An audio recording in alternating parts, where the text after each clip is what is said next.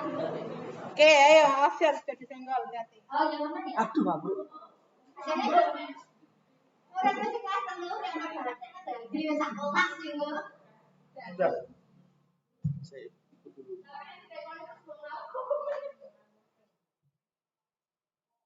Assalamualaikum warahmatullahi wabarakatuh.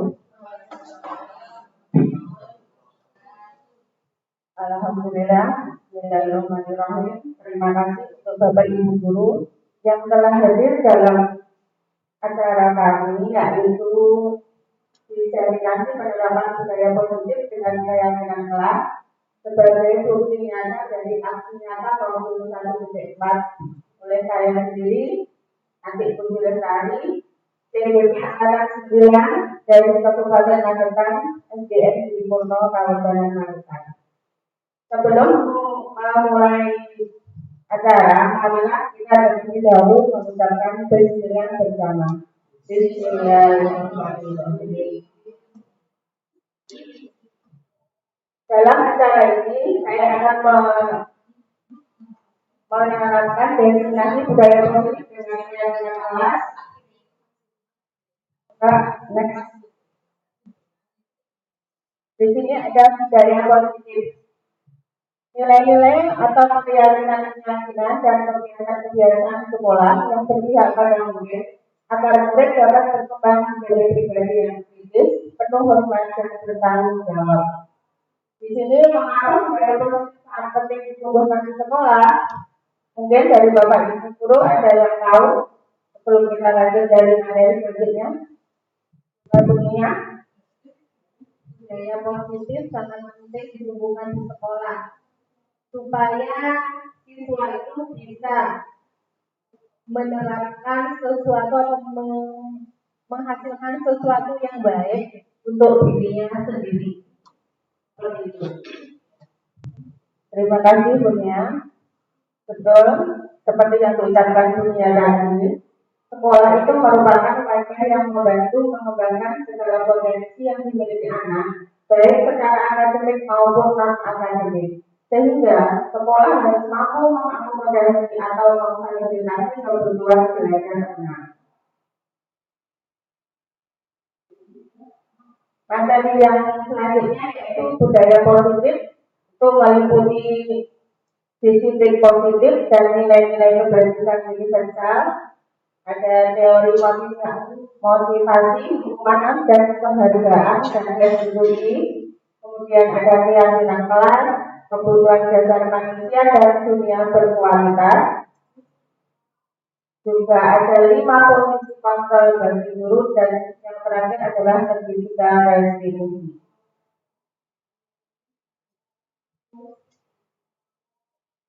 Materi yang pertama yaitu tentang disiplin positif dan nilai-nilai kebajikan universal. Nah, sebelum melanjutkan materi, kita akan mulai coba buka. Ini adalah sebuah permainan untuk bisa kita terapkan sebelum mengawali materi berikutnya. Ada permainan coba buka. Aturan mainnya, tugas Anda adalah mengepalkan salah satu tangan Anda. Kemudian coba Anda bayangkan bahwa Anda menyimpan sesuatu yang sangat berharga di dalam kepalan tangan Anda. Anda perlu menjaga benda tersebut sekuat tenaga Anda karena begitu pentingnya untuk kehidupan Anda. Kemudian saya akan mencoba dengan segala cara untuk membuka kepalan tangan Anda. Saya boleh membujuk, mengherdik, mengintimidasi, memarahi, menggoda, ataupun menggelitik agar Anda bersedia membuka kepalan tangan Anda. Coba, bisa kita mulai. Tolong dikepalkan tangannya. Saya akan mencoba dengan berbagai macam cara saya agar Anda bisa membuka kepalan tangan Anda. Nah, mulai ibunya. Coba saya buka ya. Dibuka punya. Mana kita tahu? Oh iya, apa? Coba dibuka. Ayo. Ayo. Nanti saya kasih sesuatu pokoknya. Gak ada apa-apa. Dunia. Jadi ya sudah bisa terbuka. Dari sini dunia tidak mampu mempertahankan apa yang dia punya. Karena dengan dunia mau dikasih sesuatu. Bagaimana hasilnya? Coba dunia. Karena tadi rayuannya cukup kuat, sehingga saya menjadi tergoda. Saya membuka kepala tangannya, ya hasilnya seperti itu. Nah, apakah Anda mau membuka kepala tangan Anda? Mengapa Anda mau membuka kepala tangan Anda? Nanti menurut dunia, karena ada alasan, ada hidup yang terjadi karena dia. Sekarang yang kedua, apakah Anda tetap menutup kepala tangan Anda? Coba ada yang menutup lagi. Coba Nina. Saya menutup tangan kepala tangan saya karena menurut saya melakukan sesuatu yang sangat berharga yang tidak mungkin orang lain akan bisa mendapatkannya. Itu alasan dari Nina karena saya tidak mau membuka kepala tangannya. Sesungguhnya dalam kegiatan ini, siapa yang memegang kendali atau kontrol untuk membuka atau menutup kepala tangan Anda? Betul. Jawabnya adalah diri kita sendiri. Apapun yang kita pegang, apapun yang kita punya, itu adalah diri kita sendiri yang berperan. Jadi kita yang mengontrol. Untuk siapa kita berikan, untuk siapa kita bisa membuka. Nah, di sini jawabnya kendali seseorang itu dipegang oleh dirinya sendiri. Kemudian ada teori kontrol Dr. William James. Di sini ada miskonsepsi bahwa ilusi guru itu mengontrol murid. Ilusi bahwa kritik dan membuat orang salah bersalah dapat menguatkan karakter. Ilusi bahwa semua penguatan positif efektif dan bermanfaat. Kemudian ilusi bahwa orang dewasa memiliki hak untuk memaksa. Perubahan paradigma stimulus respons kepada pendekatan teori kontrol. Menurut Stephen R. Covey, Principal Center Leadership 1991 mengatakan bahwa bila kita ingin membuat kemajuan perlahan, sedikit-sedikit, ubahlah sikap atau namun bila kita ingin memperbaiki cara-cara utama kita, maka kita perlu mengubah kerangka acuan kita. Ubahlah dan melihat dunia, bagaimana Anda berpikir tentang manusia, ubahlah paradigma Anda. Memang pemahaman dan penjelasan aspek-aspek tertentu tentang realita. Di sini ada tabel tentang stimulus respons tentang dunia dan teori kontrol tentang dunia. Realitas atau kebutuhan kita itu pada dasarnya sama. Tapi menurut teori kontrol tentang dunia, realitas kebutuhan kita itu berbeda. Disesuaikan dengan kebutuhan masing-masing. Semua orang melihat hal yang sama, tapi menurut teori kontrol tentang dunia, setiap orang memiliki gambaran yang berbeda menurut cara pandangnya masing-masing. Kita mencoba mengubah orang agar berpandangan sama dengan kita. Tapi sesungguhnya kita itu berusaha memahami pandangan orang lain tentang dunia. Kemudian perilaku buruk akan dilihat sebagai suatu kesalahan. Dari kontrolnya, semua perilaku itu memiliki tujuan.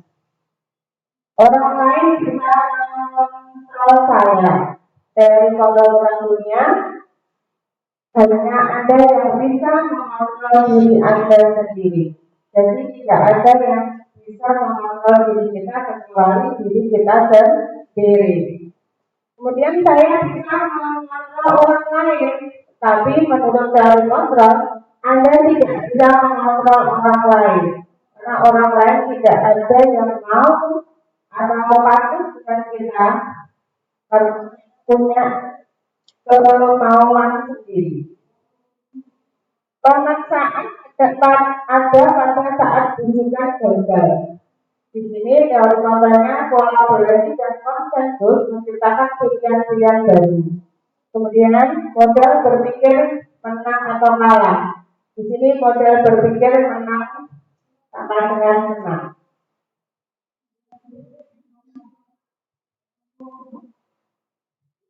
Lanjut, makna kata disiplin.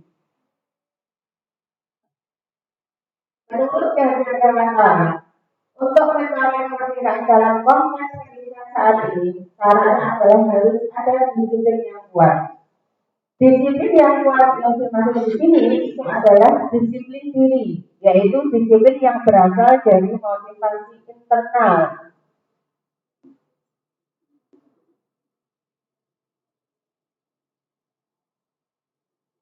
Yang memiliki disiplin diri berarti mereka bisa bertanggung jawab terhadap apa yang dilakukannya, karena mereka berdasarkan tindakan mereka dengan nilai-nilai kebajikan universal.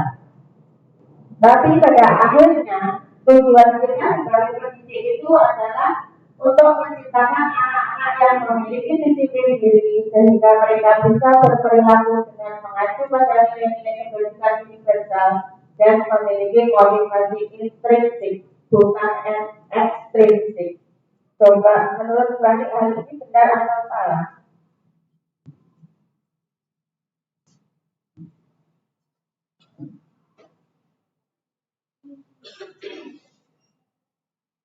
Intrinsik itu dari dalam ya Bu? Iya. Kalau yang X itu dari luar. Jadi nilai-nilai yang kita tahu itu harusnya dilatih. Itu yang benar. Terima kasih Tuhan. Nilai-nilai kebajikan universal. Di sini nilai-nilai kebajikan sifat adalah sifat-sifat positif manusia yang merupakan tujuan mulia yang ingin dicapai setiap individu. Nilai-nilai kebajikan universal itu merupakan nilai-nilai kebajikan yang disepakati bersama, lepas dari suku, bangsa, agama, bahasa maupun latar belakangnya. Nilai-nilai ini merupakan payung besar dari sikap dan perilaku kita, karena nilai-nilai ini merupakan fondasi kita dalam berperilaku sehari-hari. Dapat para pendidikan, di sini ada Ki Hajar Dewantara dan Ki Hajar Golden mengartikan disiplin sebagai bentuk kontrol diri, yaitu belajar untuk kontrol diri agar dapat mencapai suatu tujuan mulia. Dr. William Glasser pada tahun 1984 menyatakan bahwa setiap perjuangan itu memiliki suatu tujuan tertentu. Kemudian, menurut Diane Dawson 1998 mengungkapkan bahwa dengan mengaitkan nilai-nilai kebajikan yang diyakini seseorang, maka motivasi intrinsiknya akan terbangun, sehingga menggerakkan motivasi dari dalam untuk mencapai tujuan mulia yang diinginkan. Tujuan mulia di sini itu mengacu pada nilai-nilai mulia yang dianut seseorang. Nilai tersebut dinamakan nilai-nilai kebajikan universal. Dalam dunia pendidikan kita, nilai-nilai kebajikan yang diharapkan itu akan bisa dicapai oleh setiap anak Indonesia yang bisa kita kenal dengan profil pelajar Pancasila.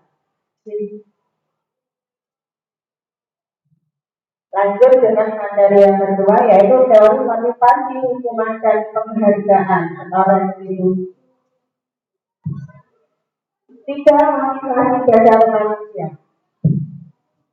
Menurut Diane Gordon atau Restoratif untuk menghindari ketidaknyamanan atau hukuman yang kedua untuk mendapatkan imbalan penghargaan dari orang lain dan untuk menjadi orang yang mereka inginkan dan menghargai diri sendiri dengan nilai-nilai yang mereka percaya. Coba, menurut Anda, dari ketiga jenis motivasi tadi, motivasi manakah yang saat ini paling banyak mendasari perilaku murid Anda di sekolah? Coba dijelaskan, Bu Atik di sini.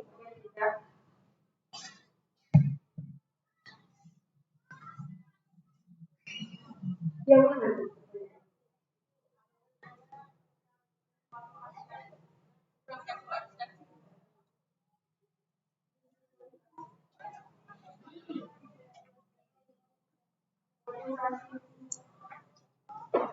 Motivasi tadi dijelaskan sama Bu Atik dari intrinsik sama ekstrinsik. Intrinsik tadi yang berasal dari dalam diri, dari kesadaran diri. Kemudian ekstrinsik berarti motivasi yang berasal dari luar diri si anak itu, misalnya karena hukuman atau karena hadiah.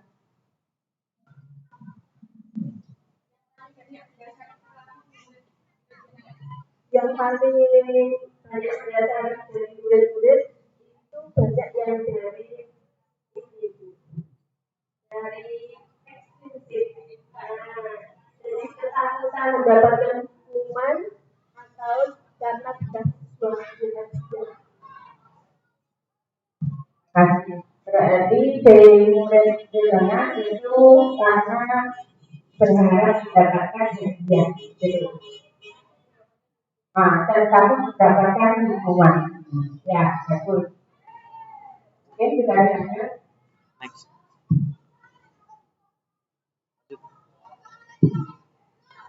Materi selanjutnya, hukuman, konsekuensi, dan restitusi. Di sini ada di sini itu meliputi hukuman, penghargaan, konsekuensi, dan restitusi. Yang pertama hukuman. Ciri-ciri dari hukuman itu bersifat tidak terencana atau tiba-tiba. Anak tidak tahu apa yang akan terjadi dan tidak dilibatkan. Hukuman itu bersifat satu arah, dari guru ke murid tanpa kesepakatan antara guru dan murid. Hukuman itu bisa berupa fisik maupun psikis. Anak disakiti oleh suatu perbuatan atau kata-kata. Kedua, konsekuensi. Ciri-ciri dari konsekuensi itu sudah terencana atau sudah disepakati oleh murid dan guru. Anak tetap dibuat tidak nyaman untuk jangka waktu yang pendek. Bentuk-bentuk konsekuensi itu dibuat oleh guru atau sekolah dan murid sudah mengetahui sebelumnya konsekuensi yang akan diterima bila ada pelanggaran. Konsekuensi biasanya diberikan berdasarkan suatu data yang umumnya itu dapat diukur. Lalu bagaimana dengan penghargaan? Nah, di sini ada istilah dihukum oleh penghargaan. Menurut Alfikon, Pulis by Reward 1993, penghargaan atau maupun hukuman itu adalah cara-cara mengontrol perilaku seseorang yang menghancurkan potensi untuk pembelajaran dan seluruhnya. Pengaruh jangka pendek dan jangka panjang. Ya. Kemudian penghargaan itu tidak efektif. Penghargaan itu merusak hubungan. Penghargaan menurunkan kualitas. Penghargaan itu menghukum. Kemudian penghargaan mengurangi kecepatan. Penghargaan mematikan kreativitas dan motivasi dari dalam diri atau intrinsik.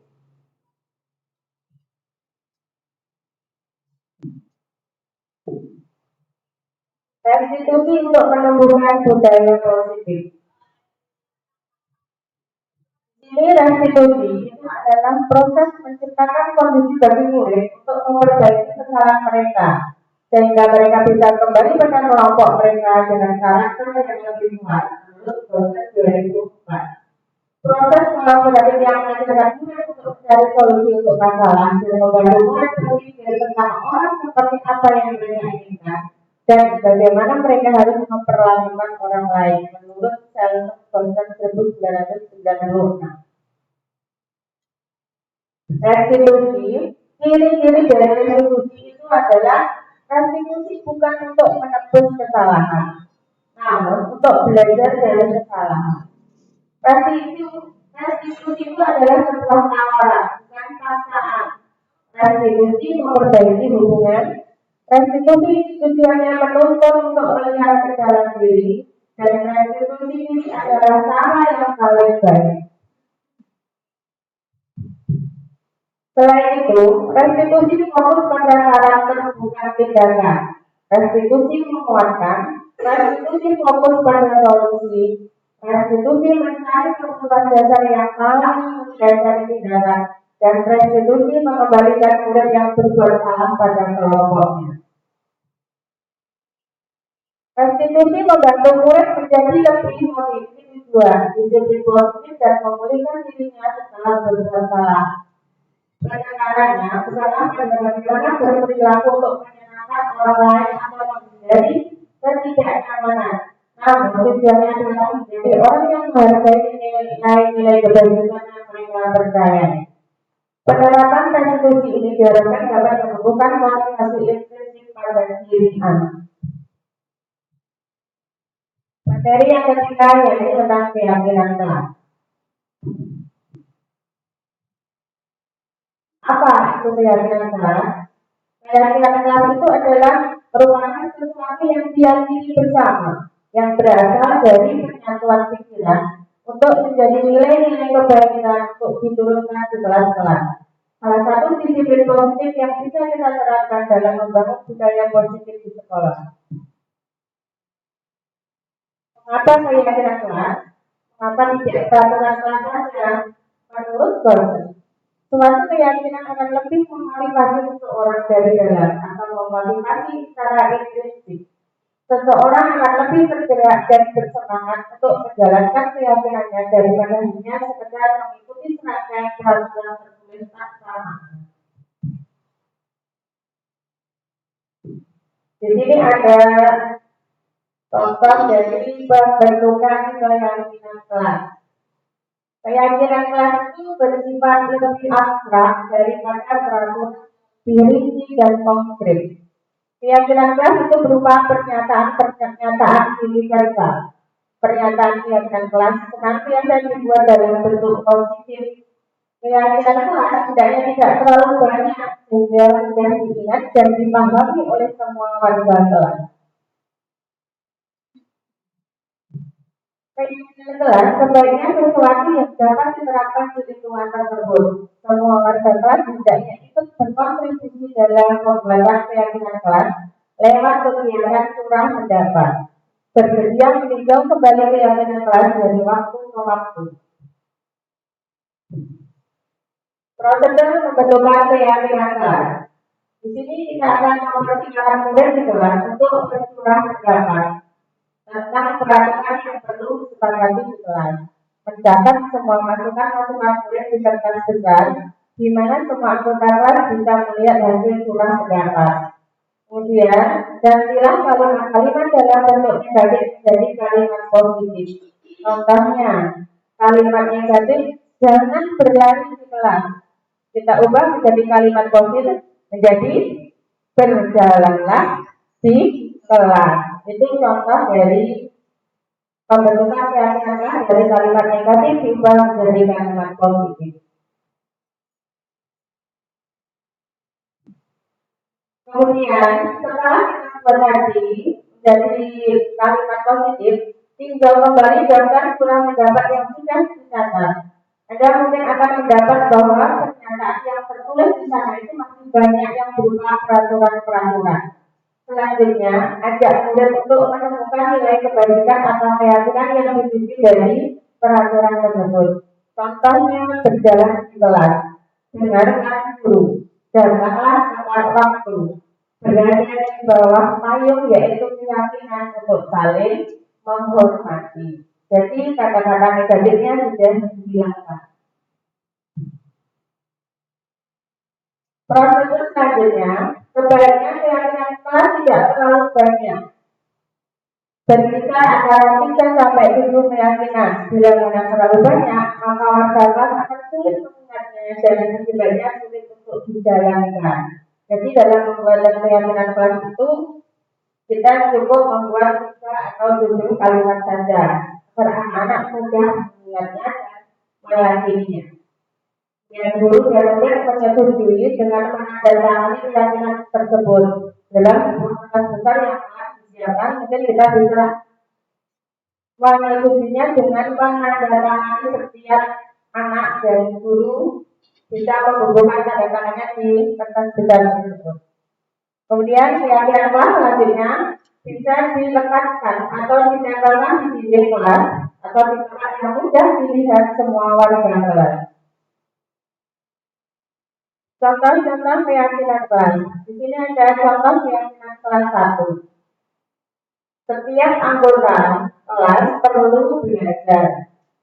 Setiap anggota kelas perlu tenang. Semua anggota kelas perlu melaksanakan tugas. Semua anggota siswa saling menghargai. Setiap anggota kelas mudah merasa nyaman. Coba yang keyakinan kelas 5 dibaca guna.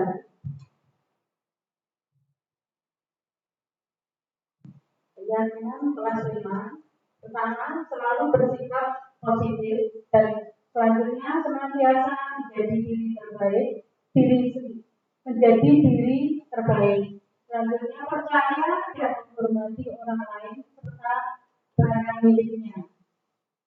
Berkomitmen terhadap setiap tugas dan terakhir senantiasa membantu. Jadi contoh dari keyakinan kelas 5. Mungkin ini ada keyakinan kelas 7 yang bisa diterapkan di SMP. Coba tulis. Hormat. Kami meyakini bahwa sangat penting menghormati semua orang dan barang milik orang lain.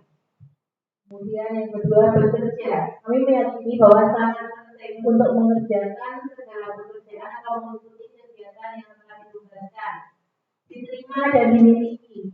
Kami meyakini bahwa sangat penting untuk merasa diterima oleh suatu kelompok dan saling peduli satu sama yang lainnya. Itu merupakan keyakinan kelas 7. Ya, terima kasih Bu ya. Ini adalah contoh-contoh dari keyakinan kelas yang bisa diterapkan di kelas 1, 5, atau kelas 7. Tidak menutup kemungkinan di kelas lain bisa membuat yang berbeda dengan contoh berikut ini. Ada yang keempat, 5 kebutuhan dasar manusia. Kebutuhan dasar manusia pada dasarnya itu yang pertama kebutuhan untuk bertahan hidup atau survival, yang kedua cinta dan kasih sayang, love and belonging, kebebasan atau freedom, yang keempat kesenangan atau fun, yang kelima kekuasaan atau power. Materi yang kelima tentang 5 posisi kontrol guru. Teori kontrol Dr. William Glasser atau Glasser berkesimpulan ada 5 posisi kontrol yang diterapkan seorang guru, orang tua ataupun atasan dalam melakukan kontrol. Kelima posisi kontrol tersebut adalah yang pertama sebagai penghukum, yang kedua pembuat rasa bersalah, yang ketiga sebagai teman, keempat pemantau, yang kelima sebagai manajer. Sebagai penghukum, hukuman fisik maupun verbal. Biasanya ada suara yang keras, menghasut, menunjuk-nunjuk, menyakiti atau menyindir. Kemudian dampaknya itu anak menunjukkan perilaku menjadi agresif atau pendendam. Kemudian yang kedua sebagai pembuat merasa bersalah. Biasanya ada suaranya itu lembut, menunjukkan kekecewaan yang dalam. Tetapi dampaknya anak merasa rendah diri, merasa gagal dan tidak berharga. Posisi sebagai teman itu tidak menyakiti murid, melakukan pendekatan persuasi, ada suara santai, cenderung bercanda. Dampaknya anak akan ketergantungan pada guru, tidak bisa mandiri dan tidak bisa mengambil keputusan sendiri. Apa-apa mesti menunggu dari instruksi gurunya. Kemudian sebagai pemantau, di sini akan berlakukan pada catatan atau data, memantau dan menghitung, mengukur kedisiplinan murid, tetapi dampaknya anak cenderung menitik beratkan pada dampak itu sendiri, mendapat hadiah atau mendapat hukuman.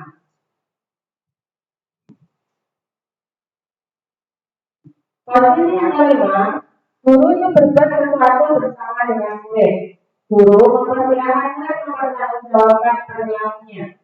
Guru mendukung murid agar dapat menemukan solusi atas permasalahannya sendiri. Dampaknya, anak dapat mengevaluasi diri bagaimana menjadi diri yang lebih baik, menganalisis kebutuhan dirinya dan menganalisis kebutuhan orang lain.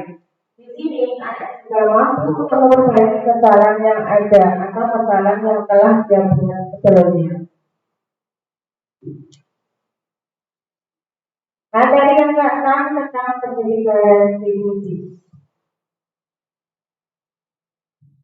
Jika murid melakukan pelanggaran, apakah langkah kita? Nah, di sini saya ingin bertanya kepada Bu Dina. Jika murid melakukan pelanggaran, apakah langkah yang akan kita ambil boleh?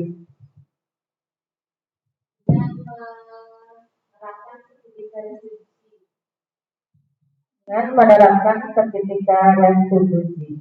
Kemudian siapa yang mengingatkan?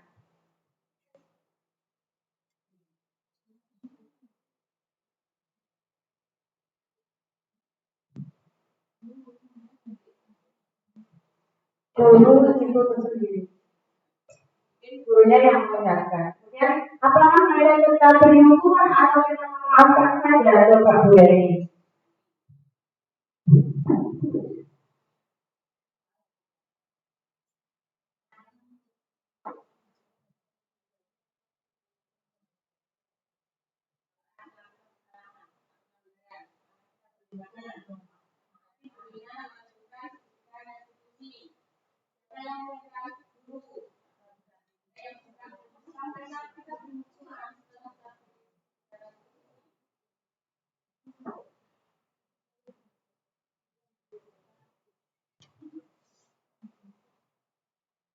Tadi Prina sudah melalui sertifikat restitusi.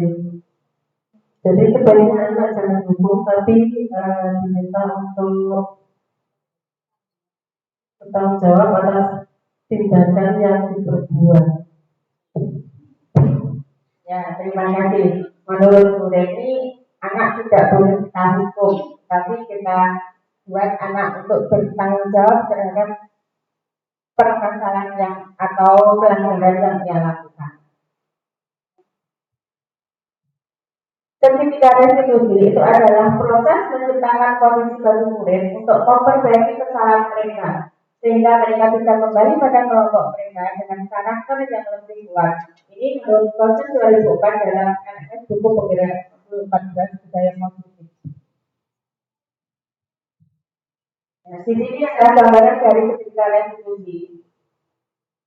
Gambaran di sini dari sertifikat restitusi itu yang pertama validasi tindakan yang salah. Di sini kamu tentu punya alasan, biasanya dengan kata-kata kamu tentu punya alasan kenapa melakukan itu. Adalah cara yang lebih efektif untuk mendapatkan apa yang kamu butuhkan. Kemudian yang kedua, menstabilkan identitas.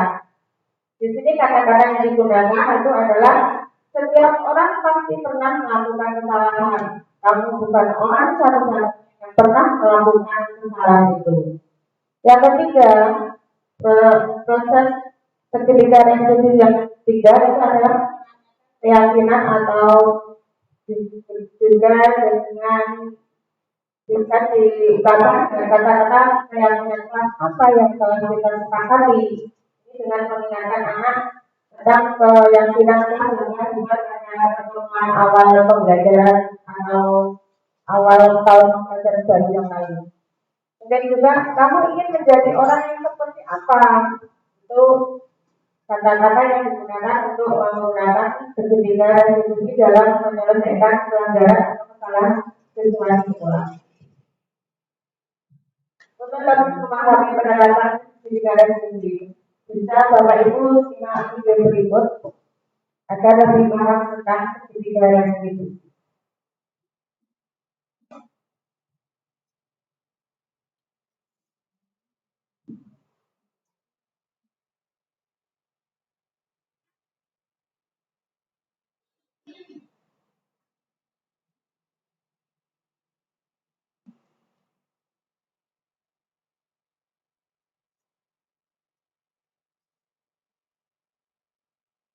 Pendidikan Dian Johnson berlandaskan pada teori kontrol Dr. William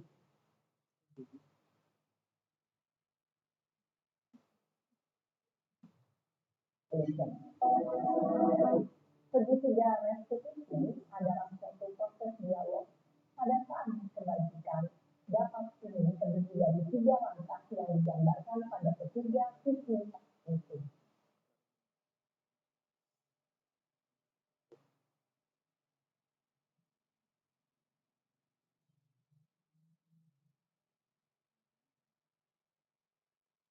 Adalah motivasi intrinsik, sehingga penanaman nilai-nilai kebajikan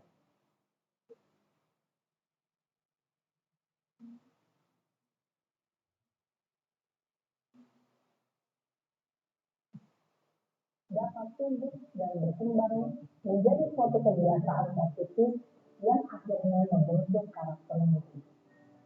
Proses dialog ini terdiri dari 3 langkah yang digambarkan pada ketiga sisi pada segitiga restitusi. Sisi pertama adalah menstabilkan identitas.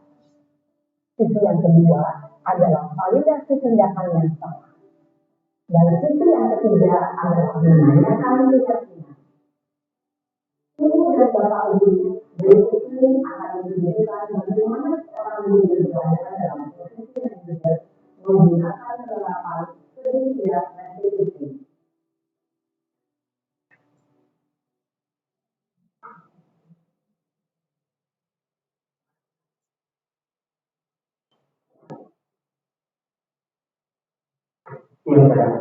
yang Pak. Itu Pak, banget. Masa aku bisa kayak di bangku Pak? Ya aku malam lah. Aku udah bisa kayak Eka di depan kelas. Banget. Oh begitu. Ya pasti kamu marah dan kesal. Bapak juga akan marah apabila ada yang menuduh Bapak seperti itu. Kemudian pada saat itu kamu mau melakukan apa? Ya saya langsung ngapain? Banget. Saya desak-desak dia di depan teman-teman lain. Oh begitu. Pasti kamu melakukan seperti itu karena suatu alasan tertentu kan? Iya, maksud saya diam saja Pak. Ya saya bela diri lah.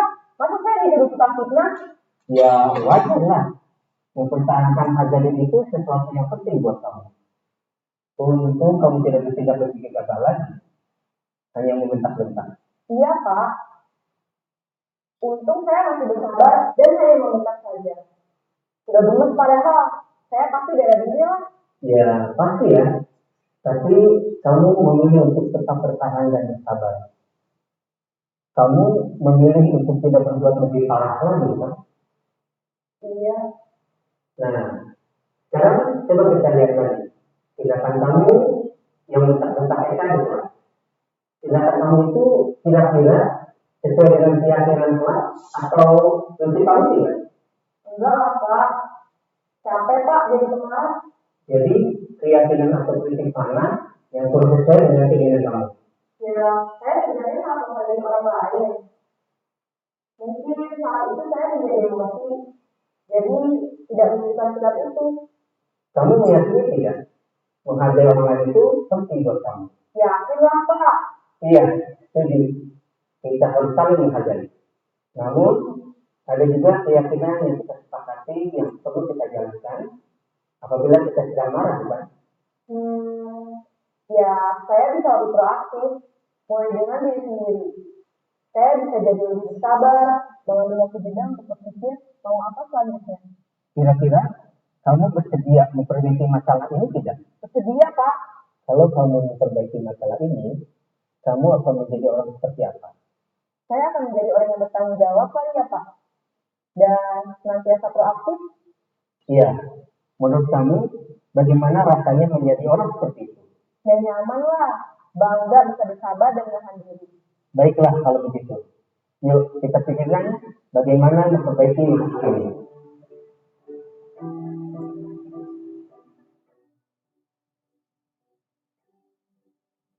Ibu dan bapak guru hebat.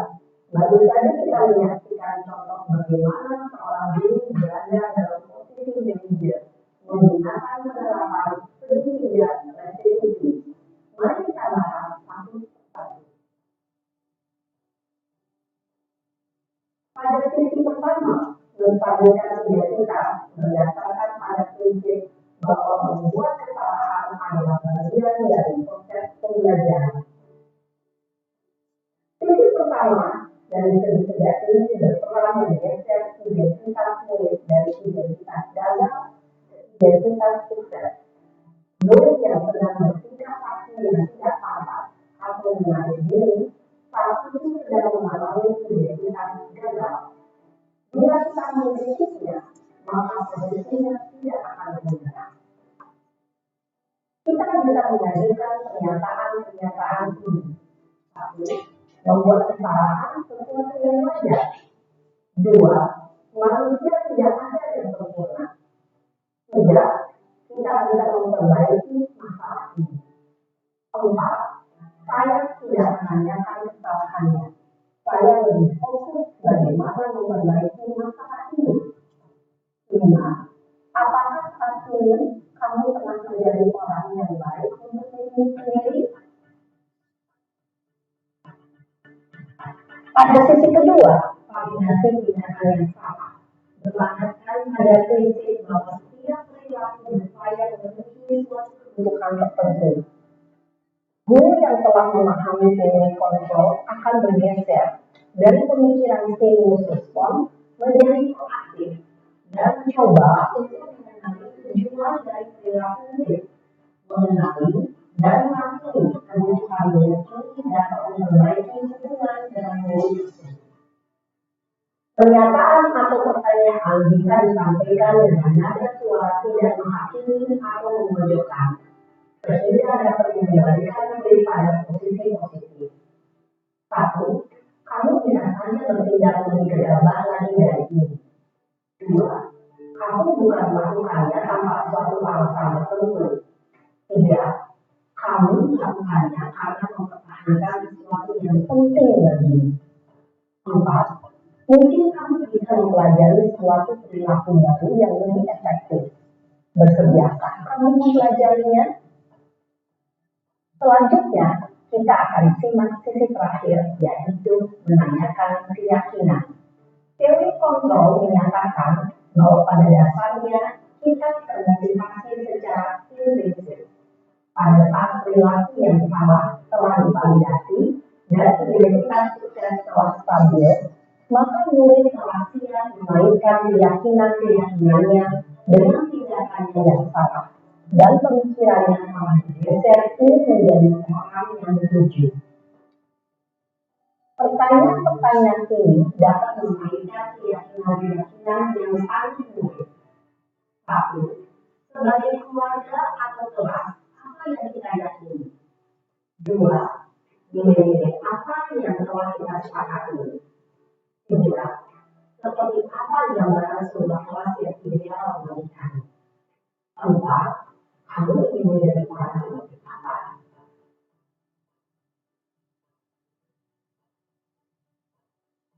Dalam menerapkan segitiga restitusi, perlu diperhatikan beberapa hal, yaitu satu, perilaku yang salah perlu dikaitkan dengan nilai-nilai atau keyakinan-keyakinan yang telah disepakati atau dituju. Dua, kesediaan orang yang melakukan kesalahan untuk memperbaiki masalah. Tiga, pemecahan masalah sebisa mungkin relevan atau memiliki hubungan dengan masalah yang ada.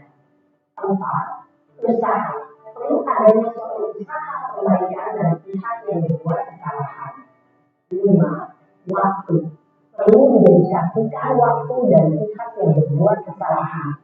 Tanyakan kapan akan mulai dilakukan usaha untuk memperbaiki masalah. Dengan memahami struktur penerapan segitiga pihak restitusi, diharapkan guru dapat menerapkan posisinya sebagai manajer dengan mengajukan pertanyaan-pertanyaan bermakna yang dapat membuat murid menjadi lebih percaya diri, bertanggung jawab, dan mandiri. Nah, ibu bapak guru perlu tidaknya mengikuti ketiga tahapan dalam seni dan restitusi bergantung pada ringan beratnya suatu permasalahan. Misalnya, bila permasalahan tersebut ringan, maka tidak perlu dijalankan secara berurutan. Bahkan bisa juga menanyakan apa keyakinan yang kita sepakati. Dengan menjalankan segitiga restitusi, dengan mengajukan pertanyaan-pertanyaan bermakna, diharapkan murid menjadi lebih kuat secara pribadi dalam membuka wawasan murid agar dapat menyelesaikan permasalahan yang serius, semakin percaya diri, mandiri, dan berbeda. Salam dan bahagia, ibu bapak guru hebat. Ya. Demikian, ini adalah video yang bisa digunakan untuk lebih memahami tentang segitiga restitusi. Mungkin demikian dari pemaparan saya hari ini.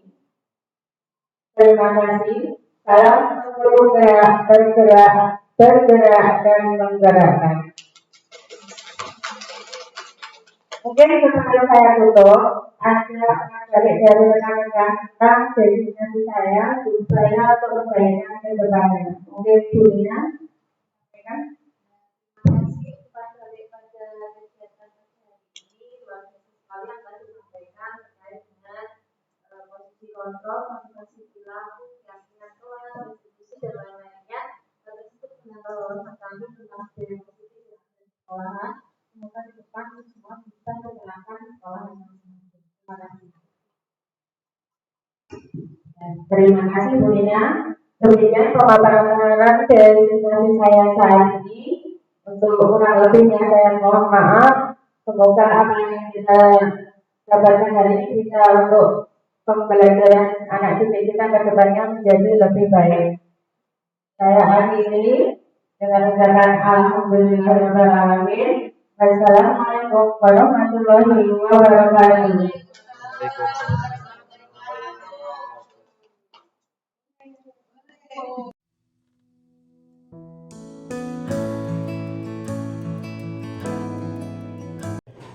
Assalamualaikum warahmatullahi wabarakatuh. Waalaikumsalam warahmatullahi wabarakatuh. Selamat pagi anak-anak. Selamat pagi Bu Guru. Bagaimana kabarnya hari ini? Alhamdulillah sehat, luar biasa, subhanallah, Allahu Akbar. Alhamdulillah. Anak-anak, hari ini kita sudah memasuki di awal tahun pelajaran yang baru. Ini masuk semester 1. Pada awal pembelajaran ini nanti kita akan membuat sebuah kesepakatan atau keyakinan kelas yang akan kita gunakan untuk pembelajaran kita yang akan datang. Sudah paham? Paham. Nanti kita akan bercurah pendapat. Kalian ungkapkan apa kesepakatan atau keyakinan yang ingin kalian ungkapkan. Nanti bisa kalian tulis dalam selembar kertas ini. Setelah itu nanti ditempel di papan tulis untuk kita diskusikan atau sepakati bersama. Ya, coba nanti ditulis di sini apa yang ingin kalian tulis, yang kalian inginkan agar kelas kita nanti bisa berjalan dengan lancar dalam proses pembelajarannya.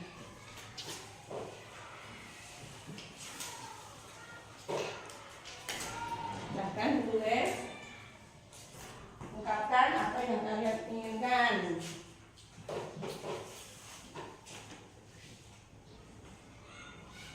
Sudah belum? Boleh keinginannya apa? Saya mau nanti kelas saya begini Bu, tidak apa-apa. Sudah? Yang sudah silakan ditempel di papan tulis. Bentar, saya tulis dulu.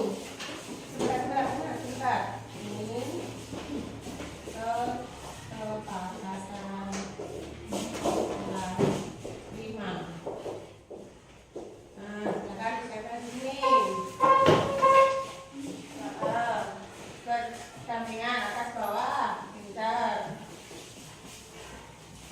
Ya, bawahnya kan bawahnya tidak apa-apa. Ya.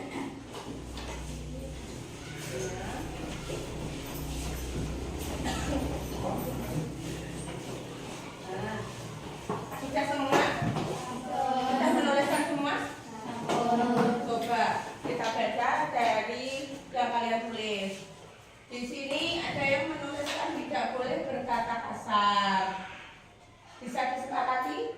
Jadi dalam berkata kita tidak boleh kasar, tidak boleh berkata buruk, tidak boleh berkata yang menyakiti perasaan orang lain, ya? Bisa disepakati. Ada tidak boleh berkata kasar lagi sama menjaga kebersihan kelas. Betul. Kalau kita menjaga kebersihan kelas, kelasnya akan terlihat bersih dan rapi serta nyaman untuk belajar. Ini ada memakai seragam sesuai jadwal. Nah, kalau kita memakai seragam sesuai jadwal, itu berarti kita taat dan patuh pada tata tertib sekolah. Kalau hari Senin kita pakai baju apa? Merah putih. Hari Kamis? Batik. Hari Sabtu? Pramuka. Berarti memakai bajunya sesuai jadwal. Yang berikutnya fokus dalam pelajaran. Betul. Kalau dalam pelajaran kita harus fokus. Kalau tidak fokus, tidak bisa menerima pelajaran dengan baik. Kemudian datang tepat waktu. Betul. Di sini ada yang suka terlambat? Enggak, pinter. Semuanya harus sekolah datang tepat waktu. Datang tepat waktu juga menjaga kebersihan kelas. Kemudian mendengarkan guru saat menjelaskan materi. Betul. Jika guru ngomong, kalian juga ngomong sendiri, otomatis materinya bisa terserap enggak? Tidak. Makanya jika guru menerangkan, kalian harus mendengarkan. Kemudian saya mau kelas kita bersih terus. Betul. Kalau kelas kita bersih, kalian berarti sebenarnya apa? Menjaga. Berarti di sini dari yang kalian tulis bisa kita simpulkan dalam sebuah papan ini untuk keyakinan kelas kita. Kita bisa tuliskan di sini yang sudah kita sepakati tadi, tidak berkata kasar ya. Kemudian menjaga kebersihan kelas, datang tepat waktu, memakai seragam sesuai jadwal, memperhatikan guru dan fokus dalam pembelajaran. Coba setelah yang kita sepakati ini, kalian boleh menghubungkan tanda tangan dan nama dalam kesepakatan kita untuk sebagai pengingat kita ke depannya. Bisa dimulai dari saya, nanti kemudian kalian lanjut ya.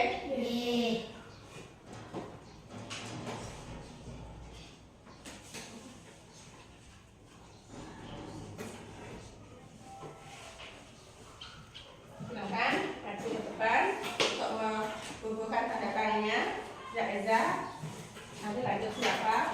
Nama dan tanda tangan. Bebas di tempatnya di bawahnya ini semuanya.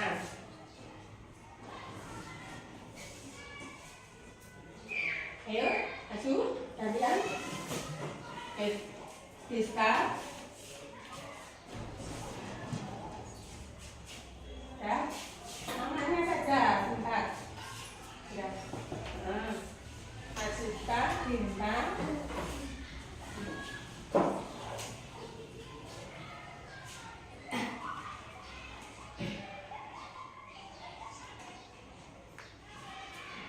Ya, betul ya. Tangan, kaki. Kemudian anak perempuan, Tintin. Ayo. Tempatnya bebas ya. Kemudian ke bawahnya.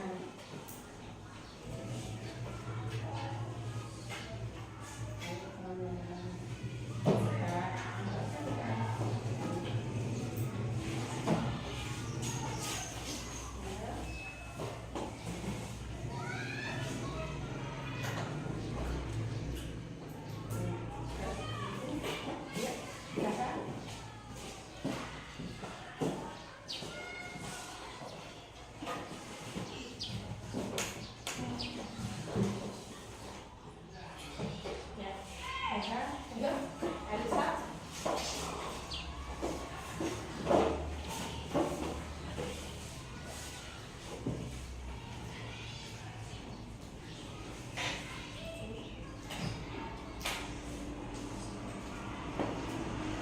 Putri, anu, Elisa. Udah. Putri, Tiara sama Tia, ayo. Kalian.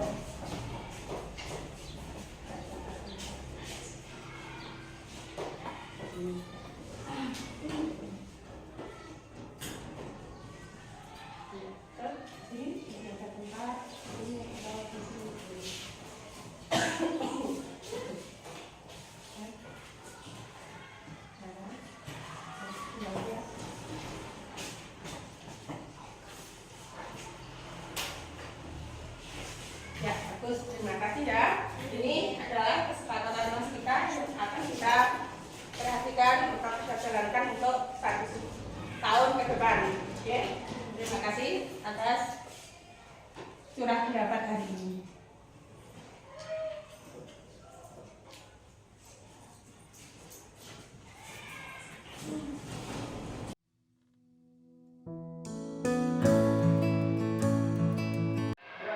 Tahu tidak Eza mengenai Pak Ibu Kamelos ini? Tadi sewaktu pelajaran matematika, saya lihat Eza tidak mengerjakan PR. Betul atau tidak? Tidak mengerjakan PR itu termasuk perbuatan yang baik atau tidak baik, Eza? Tidak baik. Eza, semua manusia pernah melakukan kesalahan, termasuk juga baik, juga pernah melakukan kesalahan. Tapi dengan tidak mengerjakan tugas berarti Eza juga melakukan kesalahan. Tapi di sini Bu Ati tidak mau mencari siapa yang salah. Bu Ati hanya ingin membantu mencari solusi agar Eza mau dan aktif mengerjakan PR-nya. Tentunya Eza punya alasan mengapa tidak mengerjakan PR. Coba ceritakan. Ya Bu, kemarin saya kelelahan karena dengan teman-teman kan tertidur. Akhirnya kita mengerjakan PR. Iya, berarti karena kelelahan Eza tidak belajar sehingga tidak mengerjakan PR, betul? Betul. Masih ingat tidak dulu kita pernah membuat keyakinan kelas? Ingat. Coba apa keyakinan kelas yang kita buat ini? Tanggung jawab dengan tugas-tugas kita. Nah, berarti kalau Eza tidak mengerjakan tugas berarti Eza tidak bertanggung jawab. Eza sudah yakin kalau tanggung jawab itu penting. Kalau Eza yakin, kalau sudah yakin, kira-kira hal apa yang akan Eza lakukan agar bisa memperbaiki masalah tadi? Karena tidak mengerjakan PR itu termasuk perbuatan yang tidak bertanggung jawab. Saya akan mengerjakan tugas dulu baru bermain teman-teman. Jadi Eza sudah yakin? Kalau Eza meyakinnya, kira-kira mau jadi apa nanti? Bertanggung jawab dengan tugas-tugas saya. Terus kira-kira kapan Eza akan melakukannya? Mulai hari ini Bu. Mulai hari ini. Bagus. Baiklah kalau begitu, mulai saat ini Eza akan mengerjakan tugas baru bermain dengan teman. Bagus, terima kasih Eza. Semoga Eza dapat berubah lebih baik lagi, tambah soleh dan menjadi kebanggaan orang tua. Assalamualaikum warahmatullahi wabarakatuh. Nama saya Eza, murid kelas 5 STN Giri Pono. Saya senang karena tidak mengerjakan PR, tapi tidak dihukum Bu Guru. Bu Guru mengajak diskusi agar saya tidak mengulangi lagi.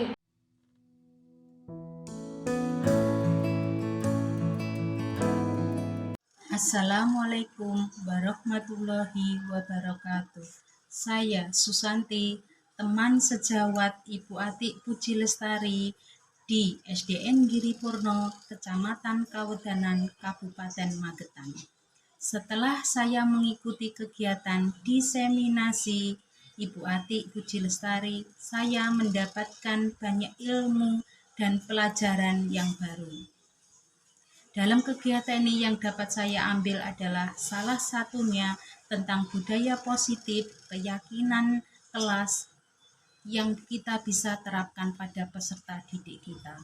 Terima kasih Bu Atik Puji Lestari atas ilmu barunya. Semoga lancar, sehat, semangat ke depannya untuk pembelajaran yang selanjutnya.